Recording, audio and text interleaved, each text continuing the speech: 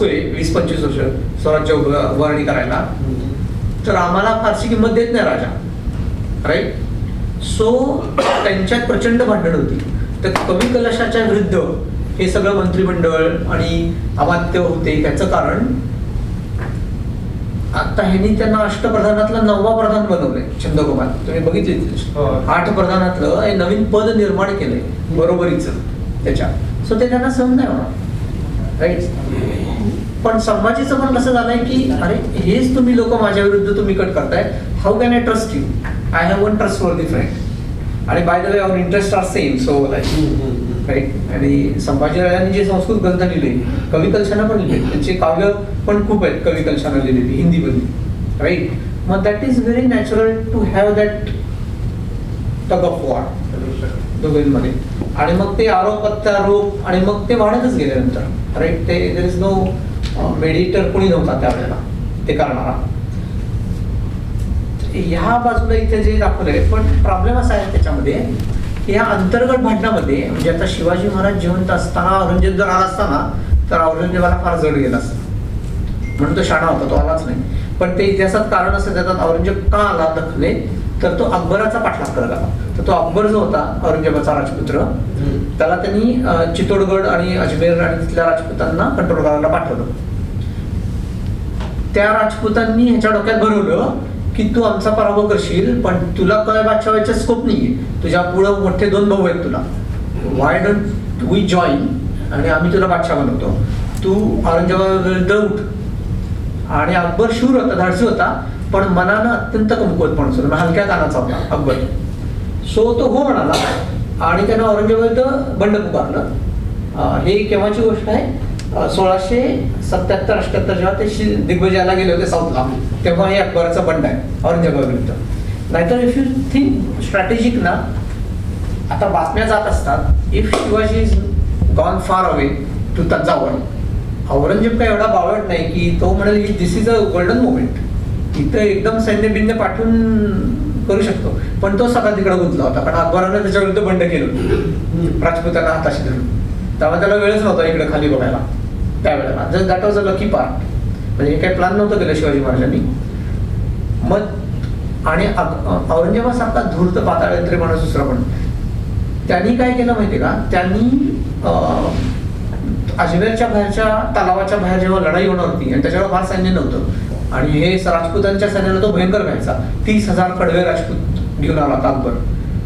औरंगजेबाने एक पत्र पाठवलं अकबराच्या नावाने आणि अशी व्यवस्था केली की ते राजपुतांच्या हातात पडले.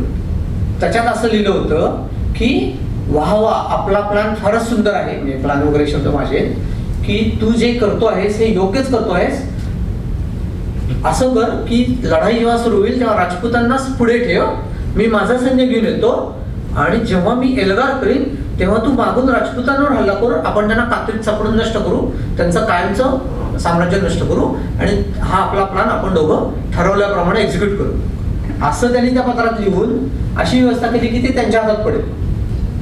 ते वाचून राजपुतांचं डोकं फिरलं. त्यांना वाटलं की अरे हा खरंच यांचा प्लॅन दिसतोय आपल्याला मारायचा. म्हणून जो दुर्गादास राठोड म्हणून होता अजमेरच्या राणीचा सरदार मोठा, तो हुशार होता, तो शूर पण होता. तर त्यानं ठरवलं होतं की आपण याची शहानिशा केली पाहिजे, पण त्याला तेवढा वेळच नाही दिला. औरंगजेबाला रात्रीच हल्ला केला आणि जेव्हा राजपुतांना कळलं, असं वाटलं की अरे मे बी ह्यांचा प्लॅन आहे बापलेकाचा आपल्याला उडवायचा, म्हणून हे राजपूत आलेच नाहीत लढाई करायला अकबराबरोबर. अकबर एकटा लढला आणि औरंगजेबाने त्याचा पूर्ण धुवा उडवला आणि मग अकबर पळून गेला. आणि मग तेव्हा दुर्गादास राठोड त्याच्या मागे उभा राहिला आणि म्हणाला की आम्ही तुला आश्रय देतो, तुम्ही दख्खनकडे चला, आपण संभाजीची मदत घेऊ. आणि म्हणून तो दुर्गादास राठोड बरोबर आला पालीला खाली, सगळ्या त्या कोकणात तळ कोकणात उतरून वगैरे. मग त्यांनी खूप पत्र पाठवली संभाजी महाराजांना की मी येतो आहे, मला आश्रय द्या, आपण औरंगजेबाच्या विरुद्ध युद्ध करू, मी तुम्हाला मदत करतो, मी नंतर बादशाह झालो की तुम्हाला संपूर्ण दक्षिणेची जहागीर देतो, या त्या वगैरे. संभाजी महाराजांनी त्याच्या बऱ्याच पत्रांना उत्तर दिलं नाही, कारण ते राजकारण असं होतं की त्यांना बघायचं होतं की ह्याची काय पॉवर आहे. म्हणजे हा फक्त 400 लोकांनिशी आलेला आहे, ह्याच्याकडे खजिना नाहीये, ह्याचा बाप शहनशाह आहे इकडे, राईट. तेव्हा ह्याला आपण घेतला तर त्याचा निमित्त करून हा घुसणार. आणि तसंच झालं. तर औरंगजेब दक्षिणेत आल्याचं मेन कारण इथे असं दिलेलं आहे की तो अकबराचा बंड मोडण्यासाठी आला. आणि अकबराला यांनी पाली आणि सुधागड म्हणून हा जो एरिया आहे इथे खाली या बाजूला, हे अकबराचं युद्ध आहे ते दाखवतं. हे औरंगाबादचा हल्ला तो हा सुधागड, हे पालीला आला तिकडे, हे कोकणात आहे एकदम. नंतर इकडनं त्याला त्यांनी धोंडशाला एक राजवाडा बांधून दिला आणि इथं राहिला होता अकबर. आणि हा राजपुत्र ऐशो आरामात राहण्याची सवय असलेला हा चटईवर झोपायचा. इकडे बाहेर फक्त 30 स्वार होते आणि साधे तिकडचे वारली आणि असले पदार्थ खाऊन चालला होतो. आणि तो प्रचंड वैतागला होता कारण त्याला काही पावर नव्हती, पैसा नव्हता, ऐशो आराम नव्हता, काहीच नव्हता त्याला. पण त्याला जीव वाचवायचा होता कारण त्याला माहिती होता औरंगजेबाच्या तावडीत सापडलं तर मेलच, राईट. सो या सुधागड पाच्छापूर या एरियामध्ये होता तो इथे, म्हणजे हा अगदी महाराष्ट्रात खाली आला होता. आणि ह्याचं निमित्त करून तो औरंगजेब इकडे घुसला ह्याच्या बाजूला. आणि ह्याची पण नंतर दुर्दैवी कथा आहे. तो अकबर पण नंतर इराणला पळून गेला, म्हणजे त्याने 3दा प्रयत्न केला. 3ऱ्या प्रयत्नात तो यशस्वी झाला. राजापूरला त्यानं इंग्रजांचं एक गलबत पकडलं आणि तो इराणला गेला पळून. आणि 1707 मध्ये म्हणजे औरंगजेब 1702 मध्ये औरंगजेब मरायच्या 5 वर्ष आधी तो तिकडे स्मरण पावला. म्हणजे 1702 पर्यंत तो इथे होता संभाजीराजांच्या बरोबर. आणि गोव्याच्या लढाईमध्ये 2000 सैन्यानिशी संभाजीराजांनी त्याला बरोबर घेतला होता आपल्या बरोबर. कारण ह्या अकबराचा एवढाच फायदा आला की संभाजीराजांच्या बरोबर, this is a very important thing, की दुसरा कट जो झाला, हा दुसरा कट तो असा केला की त्यांना अन्नातून विष घालून मारण्याचा प्रयत्न केला होता. तर ते नॉर्मली आता ते शिवाजी महाराजांवर पण विषप्रयोग झाला म्हणतात ना 7-8च्या वेळेला, तेव्हा एक विष दिवा म्हणजे ते इंग्रजांकडे एक होतं की to test the food is it, त्याच्यात पारा घालायचे बेसिकली. विष म्हणजे mercury, kill you slowly, right. Doctor असले तर ते तेव्हापासून अशी पद्धत चालू झाली की आधी नोकराला द्यायचं, मग कुत्र्याला द्यायचं, मग राजाला खायचं. टू टेस्ट द फूड जे खातात ते. सो त्याच्यात त्याला सांगितलं की माशातनं विष घालून ह्याला मारायचा प्लॅन जो केला होता त्याच्या मागं सोयराबाईचा हात होता असं त्यांचं म्हणणं. आणि मग त्याला काही पुरावा सापडत नाही कुठे. पण सोयराबाईनं अमात्यांची संगनमत करून अकबराला पत्र पाठवलेलं मिळालेलं आहे. त्याच्यात तिनं असं लिहिलं आहे की राजारामाला गादीवर बसून आपण संभाजीला ठार मारू, राजारामाला गादीवर बसू, तुला मी मदत करते बादशाह व्हायसाठी, आपण औरंगजेबाच्या विरुद्ध लढा उभा करू. हे जेव्हा त्यांना कळलं हे संभाजी महाराजांना, त्यावेळानंतर मग त्यांनी या सगळ्यांची कत्तल केली. बाळाजीरावजी किंवा सोयराबाई आणि 2 मोठे होते जे प्रल्हाद रावजी सोमनाथ, अनाजी दत्त, त्यांना यांची कत्तल केली. या सेकंड टाइम. पहिल्या वेळेला त्यांनी माफ केलं, त्यांना प्रधानच ठेवलं होतं अजून सगळ्यांना.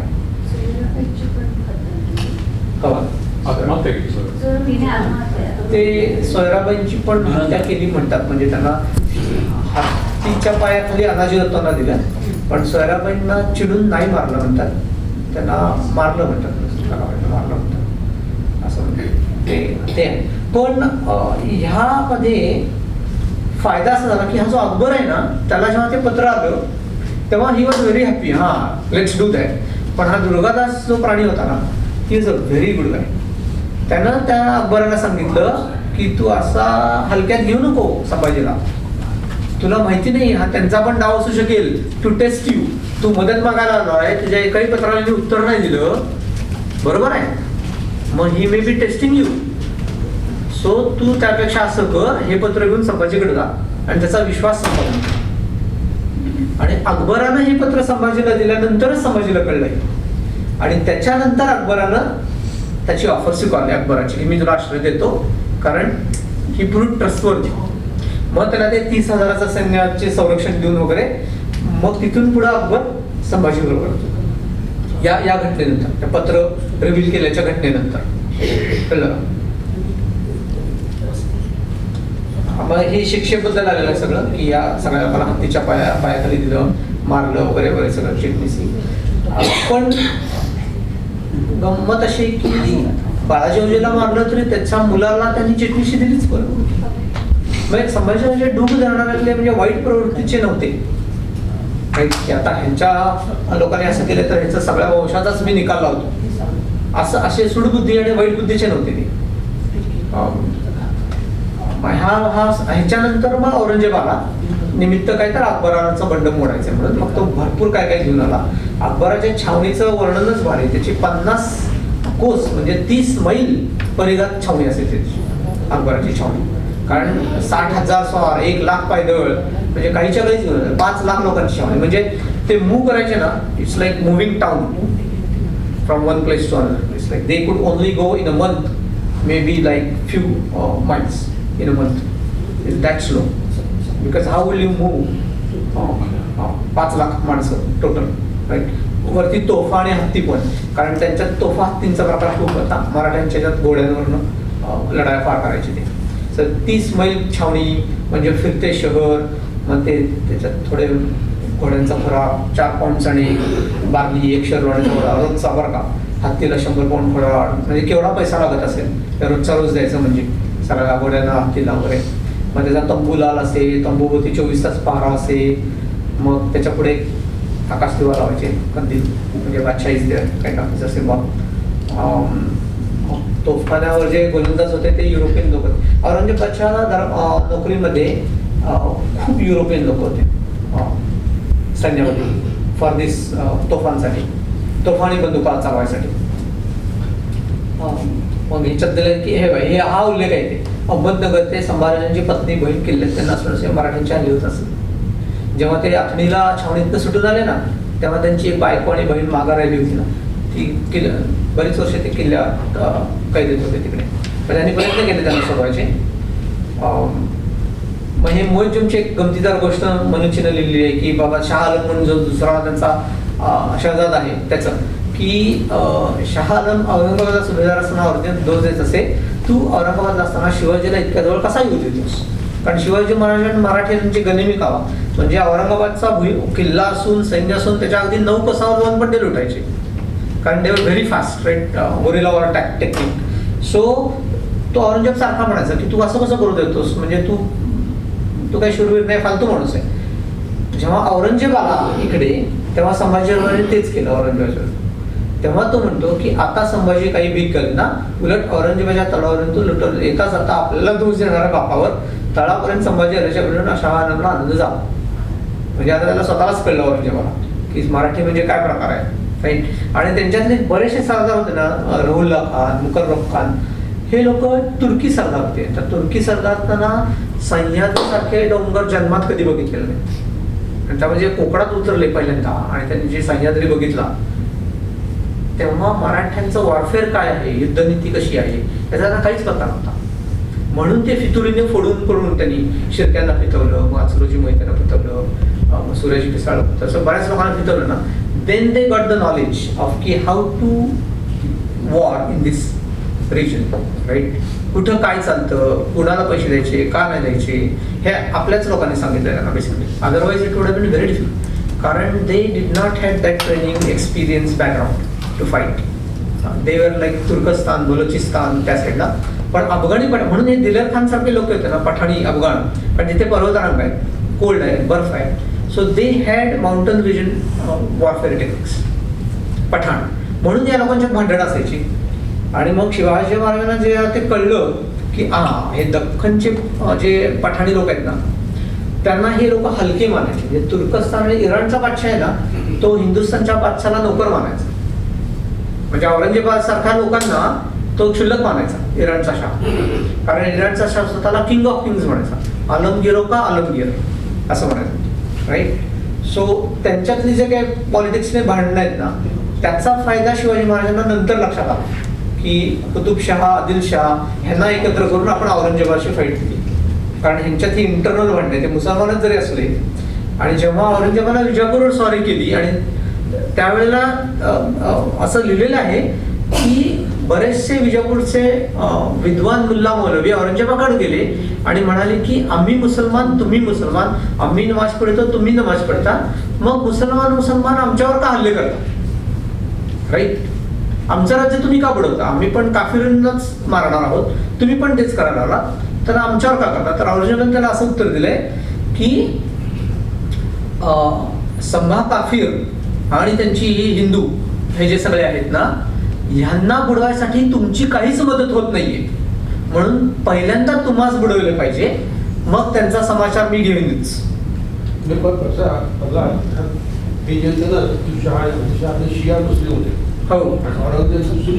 हो नव्हतं, पण त्यांचा आर्ग्युमेंट असं होतं की आपणही कुराणच पढतो, आपणही अल्लाच एकच देव मानतो, शेवटी मुसलमान.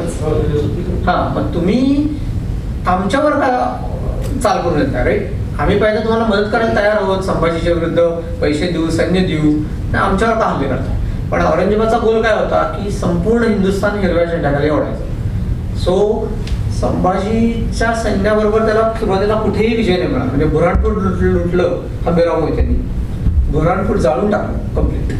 बुऱ्हाणपुरात त्यांना एवढी संपत्ती मिळाली, 17 पुरे होते तेव्हा, ते पुरे म्हणायचे, त्याची नावं पण दिले, रहीमपुरा, हे पुरा, ते पुरा, ते दिलेलं आहे कुठेतरी. त्यांनी खणून संपत्ती काढली की ज्या घरमालकांना पण माहित नव्हतं एवढी संपत्ती आहे तिकडे. अशी संपूर्ण खणून, म्हणजे घोडे आणि खेचरावर लादून लादून संपूर्ण. आणि बुऱ्हाणपूर हे औरंगजेब आणि मोगलांचं मोठं ठाण होतं. बुऱ्हाणपूर मध्य प्रदेशात आहे, त्या बॉर्डरला मध्येच आहे, ते खुशकीच्या मार्गावर सर तापीच्या काठावर आहे बुऱ्हाणपूर. त्याला मोठा कोट होता, मोठं संपन्न शहर होतं, मोठा व्यापार होता, भरपूर मोगलांचे सैन्य म्हणजे काय म्हणतात ते रसद म्हणतो सैन्याला लागणारे, त्यांचं मेन ठाणं होतं. तेच हंबीररावाला लुटलं सगळं एंटायर, अचानक हल्ला करून सगळं. जवळजवळ 7 दिवस मराठी लुटत बुऱ्हाणपूर, राईट. आणि जेवढ्या तो बहादूर खान म्हणत होता, म्हणजे तो औरंगजेबाचा दूध भाऊ म्हणतात त्याला, कारण तो ते जे धारावाईचं कसं नातं होतं तसंच होतं औरंगजेबाचं त्याचं. तर त्याला त्यांनी पाठवला बुऱ्हाणपुरावर. तो नगरहून बुऱ्हाणपूरला जाईपर्यंत मराठी नाशिक त्र्यंबककडे निघून पण गेले, सगळं लुटीचं सामान रातोरात. मग त्याच्यानंतर त्यांनी औरंगाबादवर हल्ला केला संभाजी महाराजांनी, बरोबर. म्हणजे पहिल्या औरंगजेबाच्या काळामध्ये त्याला वाटलं होतं इतकं सोपं गेलं नाही, त्याचे सगळीकडे पराभव झाले. मग त्यांना आपली ढाल वळवली आणि म्हणाला की आपण आधी विजापूर आणि मग कुतुबशाला घेऊ आणि मग संभाजीकडे घेऊ. म्हणून ही वेंट दॅट वे, विजापूरवर हल्ला करायला. That is one I personally feel. तेव्हा काय झालं, इतिहासात असं आहे की त्या सगळ्या वेळेमध्ये संभाजी महाराजांनी पोर्तुगीज, इंग्रज आणि सिद्धी या लोकांशी लढाया सुरू केल्या. आणि मला असं वाटतं की त्यावेळेला त्यांनी औरंगाबाद म्हणजे विजापूर आणि कुतुबनगरशी दिलजमाई करून औरंगजेबाविरुद्ध उठाव करायला पाहिजे होता, इन्स्टेड ऑफ डायव्हर्टिंग देअर. पण त्याला द रिव्हर्स आर्ग्युमेंट असा आहे की तो भाग इतका दुर्गम आहे, खालचा जो तळकोकणातला भाग आहे ना, वेंगुर्ला, चौल, जंजिरा, उंदेरी, खांदेरी हा भाग आहे ना, ते जव्हारचं राज्य म्हणतात, दीव दमण, गोव्याच्या खालच्यापर्यंत फोंडा आणि कारवार, अत्यंत दुर्गम, अजूनही आत्ता पण आहे. म्हणजे त्यावेळेला तर केवढा असेल तो, राईट. त्यांचा असा प्लॅन होता की हा जर का मी सगळा माझ्या ताब्यात आणला तर औरंगजेब किती पण येऊ, अनेक वर्ष मी त्याला इकडे येऊ देणार नाही, राईट. घाट ओलांडून खाली आला एकदा माणूस कोकणात की परत वर जाऊ शकत नाही, असे घाट आहेत, प्रचंड किल्ले असे डोंगर आहेत, राईट. आणि सामान्यांना तर भयंकर अवघड आहे, तोफांसारखं, हत्ती, उंट वगैरे, राईट. सो असा कदाचित त्यांचा प्लॅन असेल, म्हणून त्यांनी पोर्तुगीजांविरुद्ध आघाडी काढली, मग त्याच वेळेला इंग्रजांविरुद्ध काढली. आणि सिद्धी नावाचा जो माणूस आहे तो एकदमच म्हणजे काय म्हणतात, तो खरंच हरामखोर माणूस होता. म्हणजे तो नावापुरता मुघलांचा सरदार होता, पण सगळीकडे तो त्याचंच राज्य करायचा जंजिऱ्यापासून. तर तो काय करायचा की पैसे सगळे मोगलांचे घ्यायचा, जहाज हे ते सैन्य, आणि संधी मिळेल तिकडे हात मारायचा स्वतःच्या खिशात टाकण्यासाठी. त्यांना इंग्रजांवर हल्ले केले, पोर्तुगीजांवर केले, वेळ प्रसंग पडला तर मुघलांवर पण केले, आणि मराठ्यांवर तर केलेच केले, बरोबर. मग त्या सिद्धीला उखडून काढायचा शिवाजी महाराजांचा किती वर्ष प्लॅन होता. So he could never win Janjira. Ginger is a very difficult fort. तर तो जिंकायचा संभाजी महाराजांनी केलेला प्रयत्न आहे ना, त्याचं वर्णन आहे की त्यांनी रामासारखा सेतू बांधून, म्हणजे त्यांनी मोठे मोठे कागदाचे, कापसाचे गठ्ठे, लाकडाचे ओणके हे सगळे घालून पूल बांधायचा जंजिऱ्यापर्यंत आणि हल्ला करायचा. याच्यासाठी प्रचंड पैसा खर्च केला आणि माणूसबळ खर्च केला. पण त्यांचं दुर्दैव भरती आली आणि ते बांधलेलं सगळं वाहून गेलं. सो ही कुडंट होईल. जवळजवळ 3,000 मराठी सैनिक जिंकेच्या हल्ल्याच्या. सो तो त्यांचा जर का प्लॅन जर का फसला नसता आणि यशस्वी झाला असताना तर इतिहास बराच बदलला असता. पण हे जर तर आहे, इतिहासात जर तर काही मान्य नाही आहे. असं झालं तर तसं झालं तर, राईट. सो ते he couldn't do that, but he was trying for that, असं माझं ओपिनियन आहे. But you can do both. He couldn't have done both at the same time, right. आणि सगळं मिळून त्यांचं सैन्य 50,000च्या आसपास होतं असं म्हणतात. बरेचसे फुटलेले. आणि मग त्यामुळं औरंगजेबाला वेळ मिळाला, त्यानं आदिलशाही खतम केली. त्याच्या पुढच्या 1 वर्षात बरोबर कुतुबशाही खतम केली. आणि त्याची पण स्टोरी खूप भारी आहे कुतुबशाहीची. म्हणजे ते मादंडा आणि अक्कंडा नावाचे 2 अमात्य होते कुतुबशाहीचे. आणि हे जे पंडित होते ना, त्याच्यावर त्याची खूप भिस्त होती. अबुल हसन तानाशाह त्याचं नाव.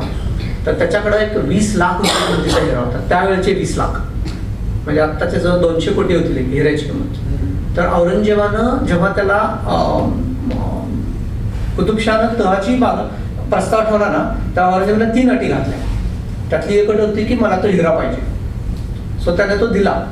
पहिली अट अशी होती की मादंडा आणि अक्कंड आहेत ना, त्यांना तू बडतर्फ कर, त्यांना कैदेत टाक. ती त्यांना मान्य नाही केली. दुसरी अट होती की तो हिरा पाहिजे. मग तो त्याने हिरा दिला. आणि नंतर तिसरी अट त्यानं 700 हत्ती भेट म्हणून दिली. आणि कुतुबशाहचं राज्य एवढं श्रीमंत का, तर ह्या संपूर्ण लढायांमध्ये ना कुतुबशाह कधी पार्टिसिपंट नव्हता फारसा. गोवळकोंडा हैदराबाद साईडला ना मस्त चाललं होतं त्यांचं तिकडे. तो मीर आतिश म्हणून जो कोण होता, तो काय उड्या मारायचा ते तेवढाच तिकडे होता बंगालचा. त्याचा स्टोरी खूप मोठी आहे. मीर आतिश आणि जो मला आता औरंगजेबाची जेव्हा कथा सांगितली ना तेव्हा सांगितलं, हा एक शिंपी असतो ना ह्याच्यातला अफगाणिस्तान बलुचिस्तानातला, शिंप्याचा मुलगा हिंदुस्थानात येऊन कुतुबशाहचा वजीर झाला. त्याची खूप चित्तथरारक कथा आहे. म्हणजे त्याचा म्हणजे ही वॉज मुत्सुद्दीक आहे मीर आतिश त्याचा. तो म्हणजे बादशाहला टक्कर दिली एवढा श्रीमंत होता. नंतर तो नंतर काय जो बंडाळ्या करायचा ना, ते मोडण्यापुरतंच कुतुबशाहीचं सैन्य गुंतलेलं असायचं. अदरवाईज कुतुबशाहीवर मुंगल, विजापूर किंवा शिवाजी कुणीच हल्ले गेले नाही. त्यामुळे त्यांचं सुखात आणि मोठं चाललं होतं. त्यांचा गोवळकोंड्याचा किल्ला बघितला ना, गोवळकोंड्याचा किल्ला केवढा अवघड आहे म्हणजे त्यावेळेचा पण आणि आत्ताचा पण. त्याचे फोटो आहेत वर्ण घेतलेले. एकाच्या आत एक 7 कोट आहेत गोवळकोंड्याला जिंजीसारखे. आणि फारच अवघड आहे तो किल्ला नाही. आणि त्याच्यात खचून जड जवळ. जेव्हा औरंगजेबाने शेवटी फितुरीनच जिंकला तो पण किल्ला, सगळं फितुरीनच जिंकला औरंगजेबाने एंडला. त्याने जी लुटालूट केली आतली त्या किल्ल्याची, हे बेसिकली खिल्लत म्हणतात त्याला, किंवा संपूर्ण सरोपा. हे त्यावेळेचं मानाचं हे असायचं. खिल्लत भेट द्यायची म्हणजे संपूर्ण ड्रेस भेट द्यायची. That was considered like a very high honour. मला फक्त मी गोवळकोंड्याचा किल्ला दाखवतो.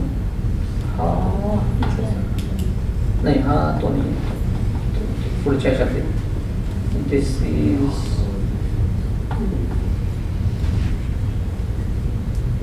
Was number 5 Golconda.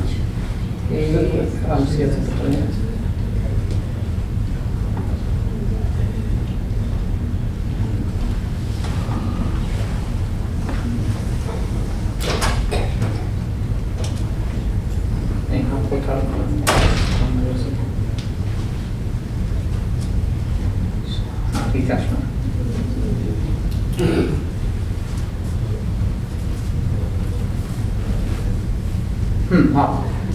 हा गोवळकोंड्याचा किल्ला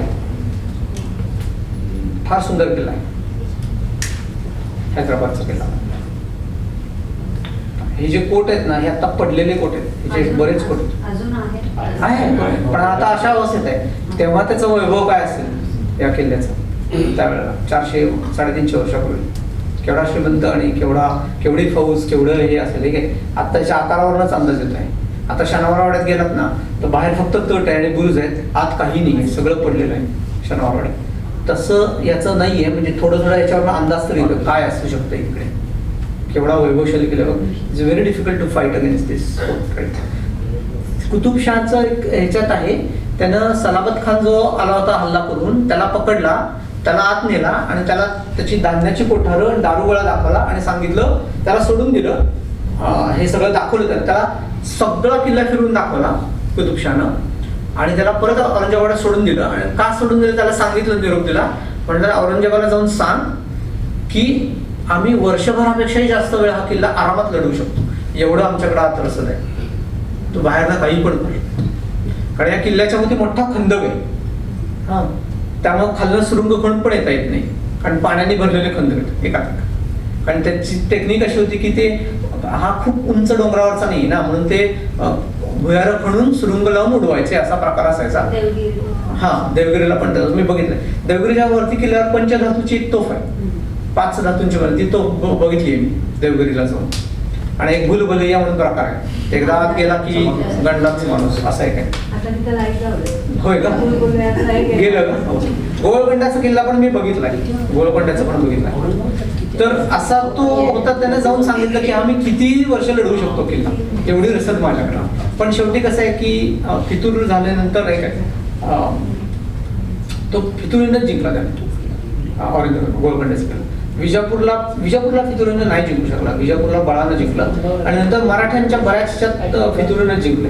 कारण जेव्हा औरंगजेब परत आला हे सगळे जिंकून, तेव्हा त्यानं सर्रास पैसे वाटायला सुरुवात केली. तनखा देतो, सरदारकी देतो, हे देतो, ते देतो. आणि ऑलमोस्ट संभाजी महाराजांचे अर्धे नातलगच फितूर झाले. शिर्के, मोहिते, पिसाळ, असे खूप लोक, जेदे, जे महाराजांच्या वेळेपासून, कान्होजी यांच्या वेळेपासून खंदे होते ना, ते सगळे औरंगजेबाला जाऊन राहिले. कारण त्यांनी प्रचंड पैशाची लालूच दिली. त्याचे पण रकमांच्या नोंदी आहेत, त्याने सांगितलं मातर खानाला 45,000 कर्ज आले, बादशाला फक्त 20 रुपये मंजूर केले. मग त्याच्यात क्वेश्चन असं आहे की हे कद्रूपणाचं लक्षण आहे का, त्याची आर्थिक परिस्थिती आता खालावली बादशाची, कारण तो एवढा पैसा खर्च करत होता की नसतील पण त्याच्याकडे नंतर. आणि मग हे शिर्क्यांचं भांडण आहे, त्याच्यामध्ये मग ते दिलेलं आहे की कवी कलश आणि शिर्के यांचं भांडण झालं, आणि म्हणून गणोजी शिर्के बिथरला. आणि त्यानं हा जो आला आहे महाराज काढून, त्याचा एक मॅप आहे, तो रात्रीच गेला तिकडनं.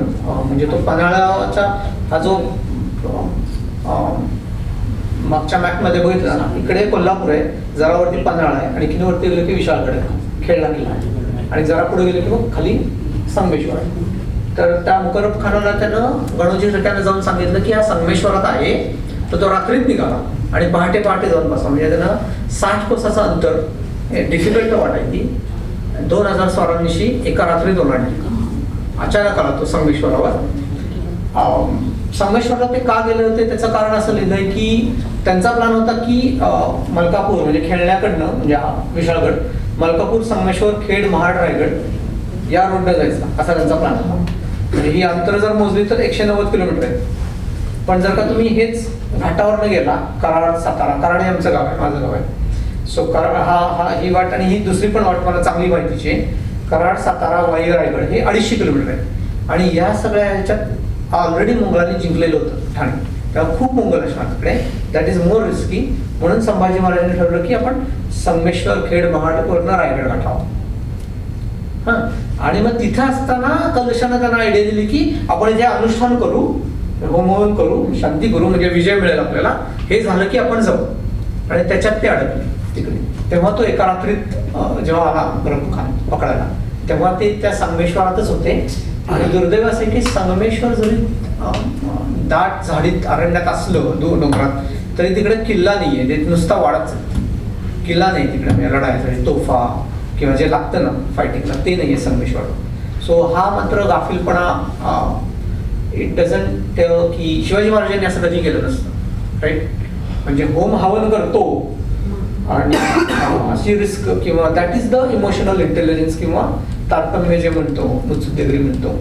तर हा रस्ता आहे. इथे कोल्हापूर आहे, इथे पन्हाळा आहे, हा विशाळगड आहे, आणि इथे संगमेश्वर. आणि मग ते गेले असे गेले इकडनं संगमेश्वरावरनं पेन, महाड करून असा प्लॅन होता. गेले नाही, ते इथंच पकडलं त्याला. नंतर दुसरा त्यांना इकडं आले असते घाटावर, कराड, सातारा असं करून मग ते रायगडावर गेले असते इकडे, त्या दोन्ही. पण त्यांनी ही चोच दिली, असं आहे ते.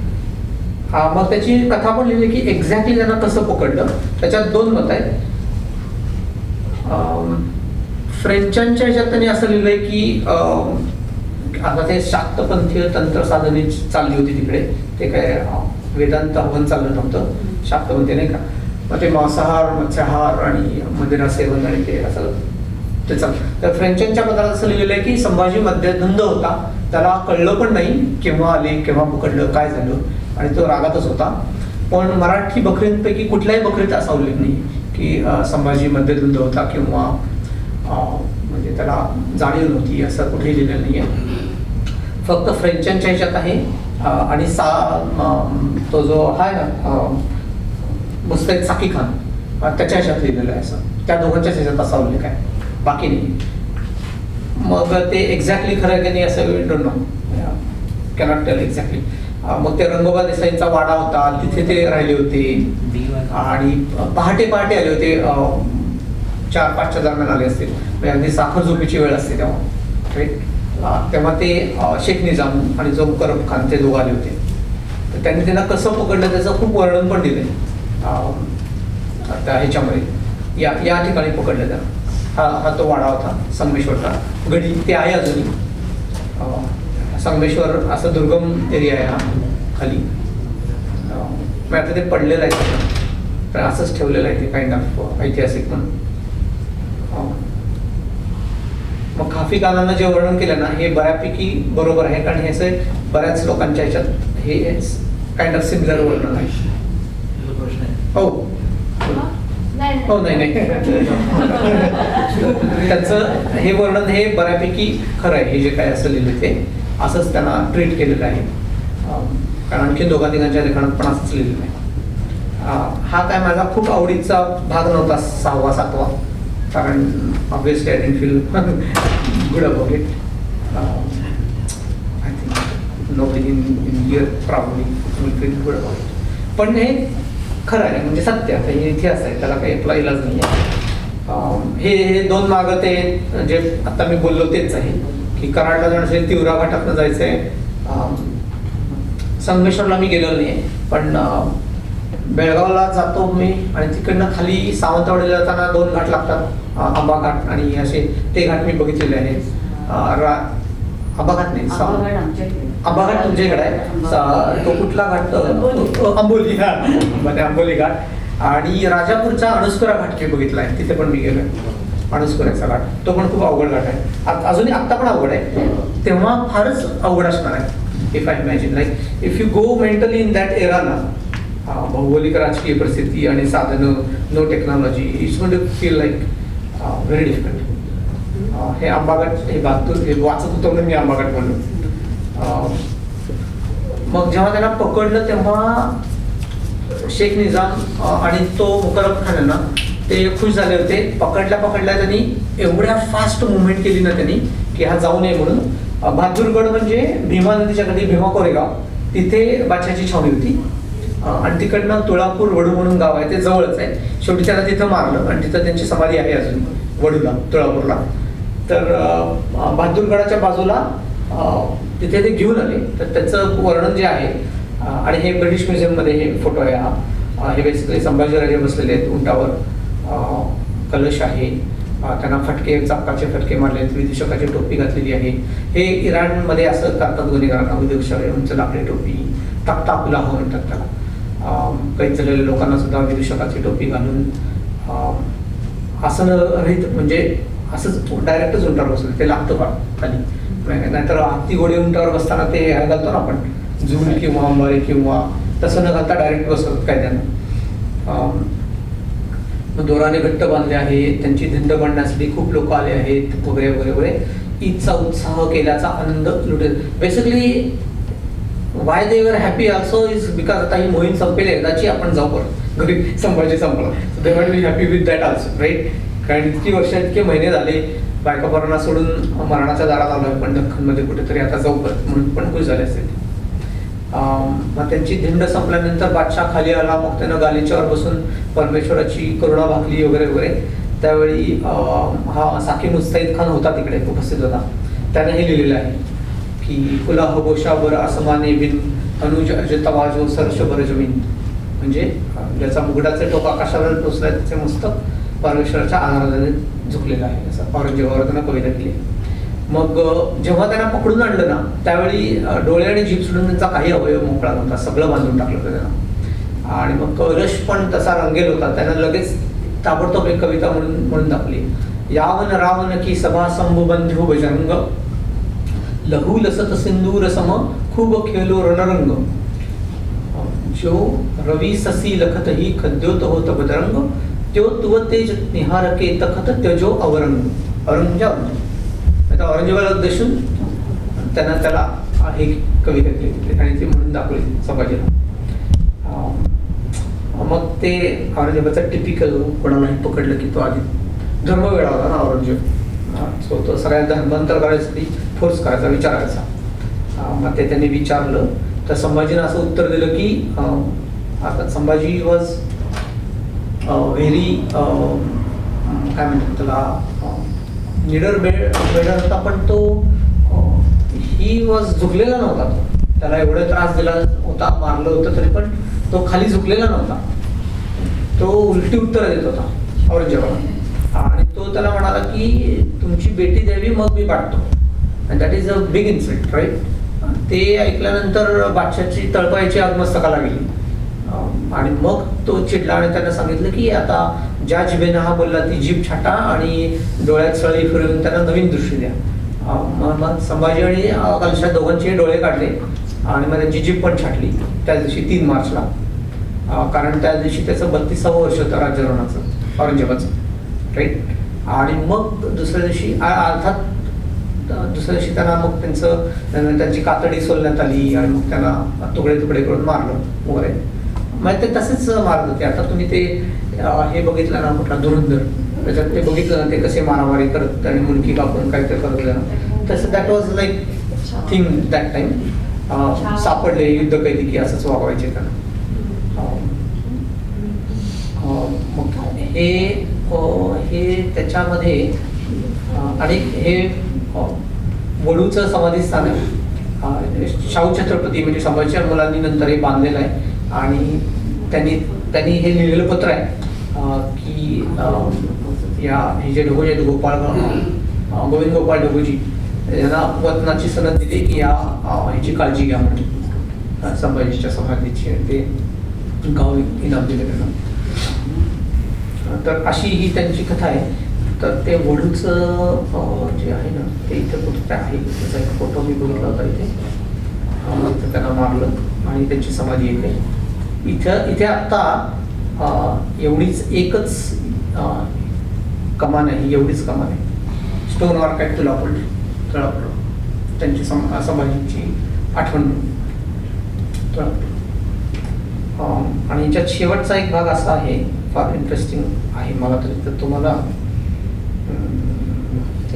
हे basically this is a proof of की संभाजी हे धर्मरक्षक होते खरोखरच. म्हणजे त्यांनी खूप संत यांना दान दिलं, संस्कृतचे गाणे अभ्यासक होते, मंदिर उभारण्याला मदत केली. जे शिलालेख आहेत त्याच्यावरनं हे प्रूव्ह होतं की त्यांनी हे केलेलं आहे म्हणून. त्यांनी हा ग्रंथ लिहिला. मग त्यातल्या एका ग्रंथात बघा त्यांनी राजनीतीवरती 62 श्लोक लिहिले संभाजी महाराजांनी, की त्याच्यात त्यांनी लिहिलेलं आहे राज्याची लक्षणं, राजाच्या मदतनीस. So he is well read, he is not like just fighter, right. Shivaji महाराजांनी काही ग्रंथबिंत लिहिला नाही, त्यांना वेळच नव्हता बेसिकली ग्रंथ वगैरे लिहिण्यामध्ये काहीतरी. हे शृंगारपुराला त्यांना वेळ मिळाला, संगमेश्वराला जेव्हा ते राहिले होते ना शिवाजी महाराज दक्षिणेत गेले असताना, तेव्हा केलेलं आहे सगळं त्यांनी. मग त्यांनी नखशिका नायिका भेद नावाची थोडी शृंगारिक काव्य पण हिंदीतली खूप इंटरेस्टिंग. सीता आणि रामाचं हे पण लिहिलेलं आहे. सीता पवन शचंद्र भजी संभ समाज 7 शतक ग्रंथ रचो संतनके हित काज म्हणून हे संभाजी महाराजांनी लिहिलेलं आहे. मग कलशाने पण त्यातलं काय काय लिहिलंय, पण ते संभाजी महाराजांच्या नावावर आहे. गागा भट्टांनी पण संभाजी राजांना अर्पण केलाय ग्रंथ त्यांचा समनयन म्हणून, कारण त्यांना माहिती होतं संभाजीराजांना खूप आवडायचं काव्य वगैरे. आणि गागा भट्ट केवढे विद्वान. म्हणजे दिस ऑल इज अ प्रूफ की संभाजी असा कोणी जे दाखवतात की मद्यपी होता, परस्त्री गमन करणारा होता, रागीट होता, असं नाहीये संपूर्ण. थोड्या चुका झाल्या असतील, नाही असं नाही. म्हणजे शिवाजी आणि इट्स अन्याय आहे शिवाजीशी कम्पेअर करणं, पूर्णच अन्याय आहे माझ्या मते. कारण असं कम्पेअर. पण तसं का लिहिलं गेलं? कारण फ्रेंचनी पण तुम्ही हां, मग ते थोडे चुका झाल्या आहेत त्यांच्याकडून तशा, म्हणजे की आता शाक्तपंथ म्हणल्यावर he has to follow that मध्य विद्य, राईट. मग ते त्यांनी केलं अनुष्ठानाच्या वेळेला. मग you can pick that and make it big, right. असं पण आहे. आता ते गेलेच स्वतः निरखनाकडे 1 वर्षभर. You can always, that's what Soyarabai did. जज केलं. हां हां, ते केलं. मग ते जज करणार ना तसं काहीतरी करायला. त्यांच्या कुटुंबाबद्दल लिहिलेलं आहे. त्यांना किती बायका? संभाजी राजांना आय थिंक 5 बायका होत्या, त्याचा उल्लेख आहे. हां, येसूबाई ही पहिली बायको, दुर्गाबाई एक होती, आणि 3 बायका होत्या. मग ते त्यांचे, आणि त्यांना बरेच नाटकशाळा म्हणतात त्या, अंगवस्त्र, दासीपुत्र. मग त्यांची नाव आहेत बघा ना, ते माधवसिंग आणि म्हणजे ते जेव्हा मुघलांच्या ह्याच्यात मदनसिंग आणि उद्धवसिंग असे 2 मुलगे होते त्यांना. आता ही नावं मराठी नावं नाही, ही हिंदी नावं आहेत, उत्तर हिंदी नाव आहे. आणि त्यांना पण नंतर राजाराम महाराजांनी आश्रय दिल्याचं लिहिलेलं आहे. माधवसिंगला हे दिल्याचं आहे. हे काय, राजारामाच्या एका मुलीचं लग्न अगोदरचा मुलगा शमशीर बेगम त्याच्याशी लावून दिले. राजारामच्या मुलीचे निमनाथ बरोबर लग्न झाले. कारण येसूबाई आणि शाहू महाराज 1907 पर्यंत त्यांच्या कैदेत होते. 20 वर्ष कैदेत होते येसूबाई. येसूबाई हे काय, येसूबाई ह्यांची 1707, येसूबाई आणखीन पुढे 12 वर्ष कैदेत होते. शाहूला का सोडलं तर ह्यांच्यात भांडणं लागावीत म्हणून सोडलं. येसूबाईला सोडण्यात काहीच फायदा नाही म्हणून तिला ठेवलं होतं. म्हणजे बाकी मुलं एवढे हे नाही, फक्त शाहूनी पण नंतर काय फार केलं नाही. बाळाजी, बाजीराव पेशवे आणि बाळाजीनीच सगळं त्याच्यानंतर. ठीक आहे, दुसरी पत्नी दुर्गाबाई ते दिलंय. मग कन्या होती त्यांना, पहिली कन्या होती ती भवानी. मग तिची पण स्टोरी आहे, तिचं पुढं काय झालं हे पण आहे. भवानीबाई त्याचं पण आहे सगळं. कलशानं एक हे लिहिलेलं आहे त्यांचं, ते आज्ञापत्र. त्याच्यात त्यांनी दिलं की कुल एकत्यार म्हणजे राज्याचे सर्व अधिकार कलशाला देऊन टाकले. तिथून भांडणाला सुरुवात झाली. कुल एकत्यार म्हणजे माझ्यानंतर हा, असं झालं, right. Which is like nobody is going to like agree आपण आला तिकडचा म्हणून. सो अशी एकंदरीत संभाजी महाराजांची फार लाभलेली स्टोरी आहे. जवळजवळ 2 तास 2-2.5 तास झाले.